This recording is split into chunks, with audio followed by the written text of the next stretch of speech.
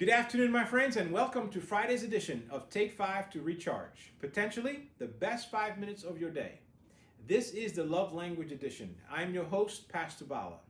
I hope you're having a good day, and by the time we finish, as always, I pray that your love tank will be on full and you will have a lovely day. This is today's takeaway. We need to understand the 5 love languages and learning to speak the primary love language of our spouses. Understand that it will radically affect their behavior. People behave differently when their emotional love tanks are full. Before we examine the 5 love languages, we must address this important but confusing phenomenon, the euphoric experience of falling in love. Have you ever had a friend that came to you and said, with incredible excitement in her voice, that she has finally found the love of her life?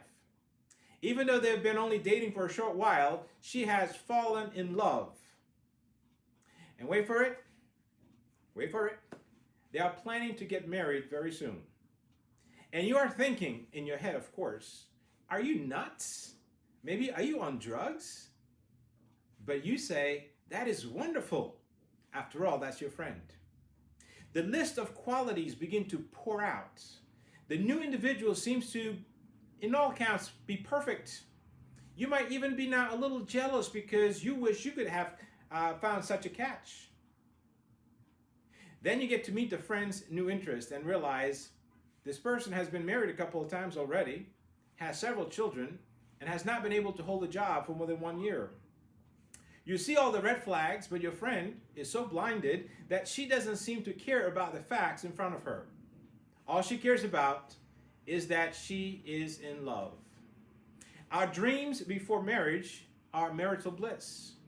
We believe that we are going to make each other sublimely happy. We love each other. Of course, we're not that naive. We understand intellectually that we will eventually have differences, but we are so certain that we will discuss them, have those differences on the table openly, and we will always be willing to make a concession, and we will always reach an agreement. It's hard to believe anything less when you are in love. We have been led to believe that if you are really in love, it will last forever. We always have the wonderful feelings that we have at this moment, and nothing could ever change that. Nothing will ever overcome our love for each other. We are caught up in the beauty and charm of the other person's personality. Our love is the most wonderful thing we have ever experienced. We observe that some married couples have lost that feeling. But of course, it will never happen to us. We rationalize in our minds that other couples, maybe, just maybe, never had the real thing. Unfortunately, the eternality of the in-love experience is fiction, not fact. Eventually, we all descend from the clouds and plant our feet on the ground again. Our eyes are open and we begin to see the warts of the other person. All of a sudden, the endearing quirks are now just merely annoying. The sharp sense of humor now begins to hurt. The little bumps we overlooked when we were in love become huge mountains. Obviously, anyone who has been in love realizes that in love is a temporary euphoric feeling. Nothing bad, but it is what it is. And we must move to the next level, from in love to real love. Now here again are the 5 love languages.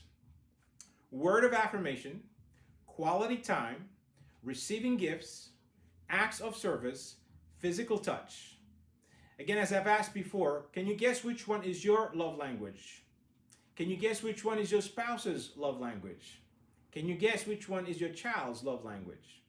Again, I promise you we will begin to unpack the 5 love languages in the upcoming editions. I will also give you a resource where you can go and find out which one is your primary love language. Now let's remember today's takeaway. Understanding the 5 love languages and learning to speak the primary love language of your spouse may radically affect his or her behavior. People behave differently when their emotional love tanks are full. How will you show your love today to someone? I want you to be creative and share it with us on Facebook or Instagram. Again, I thank you for joining me for another installment of Take 5 to Recharge, the Love Edition. If this segment has blessed you, please repost it. Together we are sowing the seed of love. But now faith, hope, love abides. But the greatest of these is love. Have a lovely day. See you on Monday at 12:15, the good Lord willing. Remember, God loves you, and so do I. God bless you.